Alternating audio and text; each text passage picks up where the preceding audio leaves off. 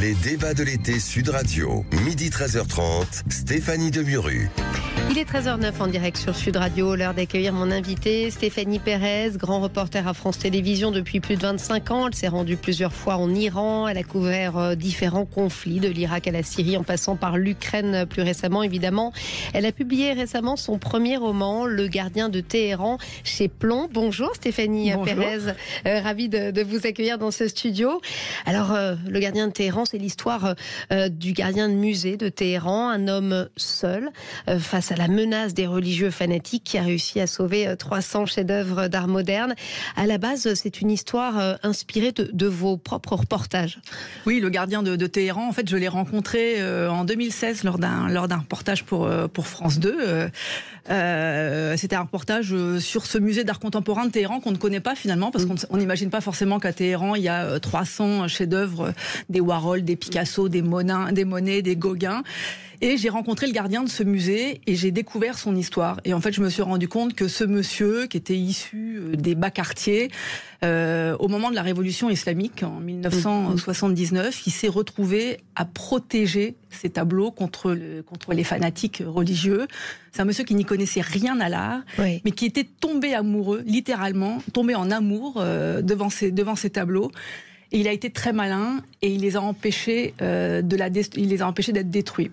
Parce qu'il faut rappeler qu'à l'époque, au moment de la révolution islamique de 1979, quand Khomeini et ses hommes prennent le pouvoir, ils veulent détruire tout ce qui représente de près ou de loin l'Occident. Donc à l'époque, ils brûlent les cinémas, ils détruisent les théâtres, ils détruisent les bars de restaurants. Et ces tableaux qui venaient d'Occident étaient directement menacés. Bien sûr. Donc ça veut dire que le personnage de Cyrus existe donc bel et bien. Mais vous en avez fait un roman et pas un documentaire. Pourquoi ? Alors au départ, je voulais en faire un document journalistique parce que c'est mon travail à la base. Moi, je suis pas écrivain. Donc j'ai commencé à faire une enquête comme tout journaliste. J'ai commencé à rencontrer les personnages. J'ai discuté avec lui. Je me suis renseignée sur le contexte. J'ai passé beaucoup de temps, beaucoup de travail de documentation. Mais très vite, j'ai eu un souci, c'est que c'est compliqué d'enquêter en Iran. C'est une période, la période qui précède la révolution islamique, qui reste encore tabou. C'est compliqué aujourd'hui d'obtenir des informations rigoureuses, exactes, qui ne soient pas fantasmées. Et puis, le gardien m'a raconté un peu de son histoire, mais il n'a pas tout voulu me dire, parce qu'il avait peur. Eh ben oui, Encore aujourd'hui. Il avait peur que ce qu'il puisse me dire à moi, journaliste étrangère, occidentale, puisse se retourner contre lui. Il avait peur d'avoir des problèmes, mais surtout, ce qu'il craignait, c'était qu'on l'empêche de voir ses tableaux. Et ça, pour lui, c'était la catastrophe absolue. Il me disait, si je ne vois plus mes tableaux, moi, je meurs. C'est fou. Donc, du coup, comme je ne voulais pas, mon objectif, c'était pas qu'il ait des problèmes.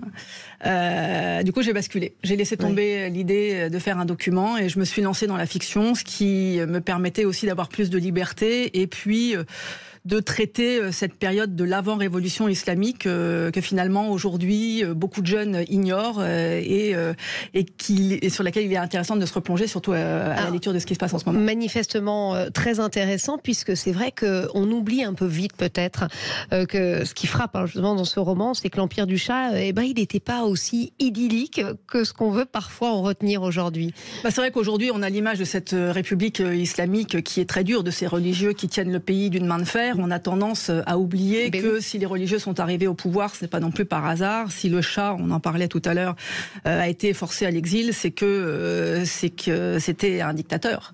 Et que la population, alors certes une partie de la population vivait dans l'opulence, vivait dans les fastes. Il fallait être du bon côté de la barrière, comme souvent. Oui, il fallait être du bon côté de la barrière. C'est sûr que le Shah et son épouse, l'impératrice Farah, voulaient ouvrir le pays sur l'extérieur. Il y avait une véritable volonté de créer des ponts avec l'Occident, d'ouvrir, d'amener les jeunes à l'éducation, de développer les écoles. Mais il y avait une phase beaucoup plus sombre. Il y avait la répression, il y avait la police politique, il y avait une liberté d'expression qui était réduite à son minimum. Et c'est pour ça, à l'époque, qu'il y a eu la révolution. On le voit d'ailleurs tout au long de votre livre avec le personnage féminin d'Azadeh. C'est bien ça, cette police. On a tendance effectivement à l'oublier. Aujourd'hui, même revendication finalement qu'en 1979, la recherche d'égalité sociale, moins de répression, on retourne au point zéro. C'est pour ça que c'est très intéressant de se replonger aussi dans les origines, dans les racines de cette République islamique. Parce que, encore une fois, en 1979, la population, qu'est-ce qu'elle veut ? Elle veut plus d'égalité, elle veut moins de répression, elle veut plus de liberté d'expression. Et c'est pour ça que la foule se soulève. Mais ce mouvement, il a été très long à se mettre en place. Ça a mis plus d'1 an et demi, 2 ans pratiquement, avant que le Shah soit forcé à l'exil, parce qu'il a été aussi lâché par ses partenaires occidentaux, par les États-Unis notamment. Mais ça a été un mouvement assez long. Et quelque part, aujourd'hui, cette jeunesse qu'on a vue se révolter l'année dernière, elle a effectivement les mêmes revendications. Elle veut la liberté d'expression, elle veut avoir le droit de choisir. Et surtout, cette jeunesse, elle n'a pas connu cette révolution de 1979. Les jeunes femmes, aujourd'hui, n'ont pas connu cette révolution. Dans le roman, effectivement, le personnage d'Azadeh, à un moment donné, par opposition, se met le voile. Incroyable, oui. Mais c'est pas un signe religieux. À l'époque, beaucoup de femmes on se sont mis à porter le voile, mais pas parce qu'elles étaient religieuses. Oui. C'est parce que c'était devenu un symbole d'opposition au Shah. Sauf que ça s'est un petit peu retourné contre eux, parce que bon, voilà, on sait la suite. Les religions ont pris le pouvoir. Qu'est-ce qui s'est passé ? Au départ, comme je vous le disais, c'était pas du tout une révolution religieuse, c'était une révolution sociale. Il y avait les intellectuels, la gauche iranienne était aux avant-postes, et les religieux, effectivement, faisaient partie de ce mouvement, parce qu'il faut le rappeler aussi que dans les mosquées étaient les seuls endroits où on pouvait s'exprimer librement. Et au départ, la gauche iranienne a fait l'erreur de se dire on va faire alliance. Et avec le temps, une fois qu'on sera au pouvoir, on se débarrassera des mollahs. C'est l'inverse qui s'est passé. C'est l'inverse qui s'est passé. Et effectivement, et là, la figure de Khomeini est extrêmement importante, parce qu'il a su incarner cette promesse de changement, cet espoir, cet tyran que les Iraniens souhaitaient de tout leur cœur. Et petit à petit, c'est pour ça qu'effectivement, les mollahs ont pris le pouvoir. Le piège s'est refermé sur la population. Alors récemment, c'est pour ça que voilà, votre histoire est intéressante, elle fait écho à l'Iran moderne aussi. En septembre, on rappelle une date symbolique, cela fera 1 an qu'une jeune Kurde iranienne, Mahsa Amini, aux mains de la police des mœurs, a trouvé la mort, déclenchant une vague de protestations inédites dans l'histoire du pays. 1 an après, la révolution n'a toujours pas eu lieu. Non, la contestation s'est éteinte. Il n'y a plus de manifestations, c'est sûr, mais c'est pas parce qu'il n'y a plus de manifestations que la colère s'est tarie. La colère, elle est là toujours, elle gronde, elle est sourde. Moi, je dirais que tout a changé et rien n'a changé finalement. Tout a changé, pourquoi ? Parce que dans les rues de Téhéran, dans les rues des grandes villes, vous assistez à des scènes qui étaient inimaginables il y a encore 1 an. Si j'avais été là il y a 1 an, je vous aurais dit, mais des femmes qui se promènent sans voile dans les rues de Téhéran, c'est même pas en rêve, c'est pas possible. Là, aujourd'hui, moi, mes amis sur place me disent, allez, entre 20-25% dans les rues de Téhéran. Dans les quartiers nord de Téhéran, qui sont les quartiers très, très ouverts, très occidentalisés, c'est quasiment 60-70%. Vous allez dans les grandes villes, vous aurez de plus en plus de femmes non voilées. Bon, dans les campagnes, forcément, on est plus attaché aux traditions. Là, ça va rester à peu près la même chose. Mais ces images de femmes qui se promènent sans voile, sans le manteau long obligatoire en Iran, mais c'est quelque chose qui est hallucinant. Aujourd'hui, vous voyez des femmes en t-shirt.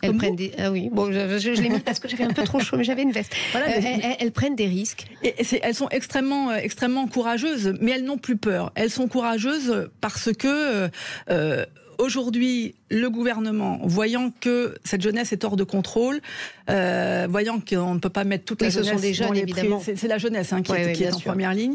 En voyant qu'on ne peut pas mettre tous les jeunes en prison, qu'est-ce que fait le gouvernement ? Eh bien, il a renforcé ses mesures de répression et de coercition. Donc aujourd'hui, on assiste à des scènes assez hallucinantes, c'est-à-dire qu'il y a dans les rues de Téhéran des caméras de surveillance qui vont prendre en photo les femmes qui sont non voilées, et elles vont recevoir, grâce à des systèmes de reconnaissance faciale, elles vont recevoir sur leur téléphone un SMS leur rappelant qu'elles ne respectent pas les codes islamique et qu'elles donc risquent des amendes très lourdes.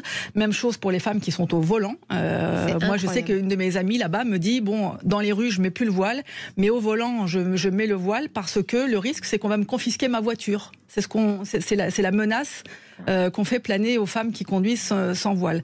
Mais malgré tout ça, les femmes aujourd'hui n'ont plus peur. Et ça, quelque part, c'est quand même une énorme victoire, même si, parallèlement, rien n'a changé, parce que le gouvernement est toujours en place et la République islamique est toujours en place. Mais rien n'a changé parce que peut-être que tout le monde n'a pas suivi non plus ce mouvement. On rappelle que l'Iran est quand même dans une situation économique extrêmement difficile et tout le monde n'a pas pu, si j'ose dire, se payer le luxe peut-être d'une révolte. Exactement, c'est un peu comme ça aujourd'hui que les jeunes à qui moi je suis en contact analysent la situation en disant voilà, c'est sûr que toute la jeunesse des universités était dans la rue parce qu'il faut le rappeler, c'est une jeunesse qui est ultra connectée. Oui. C'est pas forcément l'image qu'on a de l'Iran, mais ils ont tous le dernier mobile à la mode. Ils ont tous les VPN pour contourner la censure. Enfin, ils sont ultra connectés avec le reste du monde.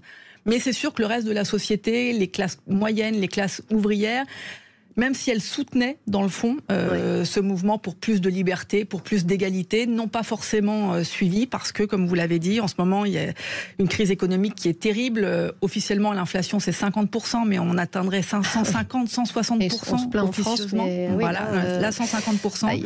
Les gens, il y a beaucoup de suicides. On voit de plus en plus fleurir dans les rues de Téhéran des petites annonces de gens qui vendent leurs organes parce que là-bas, c'est autorisé. Donc, la population est vraiment dans une situation très difficile et c'est pour ça que beaucoup, même s'ils soutenaient le mouvement, ne l'ont pas rejoint parce que ils ne peuvent pas se permettre de perdre le peu qu'il leur reste finalement et c'est ce qui a manqué. C'est ce qui a manqué il y a un an. Mais les autorités iraniennes le savent très bien, le feu couve toujours et il suffit d'une étincelle. Et quelle peut être cette étincelle ? Est-ce que la révolte, elle peut finalement venir de la diaspora ? Alors la question de la diaspora est très intéressante. La diaspora a été très très importante pour communiquer autour de ce mouvement, pour le rendre visible à l'extérieur. Le problème maintenant de la diaspora, c'est qu'il faut aussi qu'elle puisse se structurer. Et pour l'instant, on voit qu'il y a eu des tentatives, mais ça n'a pas abouti. Malgré tout, c'est un soutien parce que ça permet aussi de maintenir la visibilité de ce mouvement. Et un mouvement pour qu'il existe, il faut qu'il soit vu. Voilà, en tout cas pour l'Iran. Stéphanie, on le disait, vous êtes reporter depuis 25 ans, vous avez couvert tous les conflits de ces dernières années. Dernière en date, l'Ukraine, où vous êtes allé quand même 7 fois. Vous y retournez d'ailleurs, je crois, en août. C'est un conflit, vous dites qu'il est particulièrement nécessaire de couvrir sur le terrain. Pourquoi ? Oui, c'est un conflit qui est très important. C'est important pour moi, en tous les cas, en tant que reporter, d'y aller et de témoigner de ce que je vois. Parce que on le sait tous, on le vit tous depuis 1 an et demi. C'est un conflit qui a des conséquences sur notre vie quotidienne, à nous, en France, en Europe, dans toutes les relations internationales. Ça a bouleversé tout l'échiquier international. Donc c'est important pour moi d'y aller, de témoigner, parce que aussi c'est une guerre de 2023. Ce n'est pas une guerre comme les autres. C'est une guerre qui se joue beaucoup sur les réseaux sociaux. C'est une guerre où la communication est primordiale. On sait que chaque camp joue de cette communication avec ses atouts, avec ses arguments, avec sa propagande.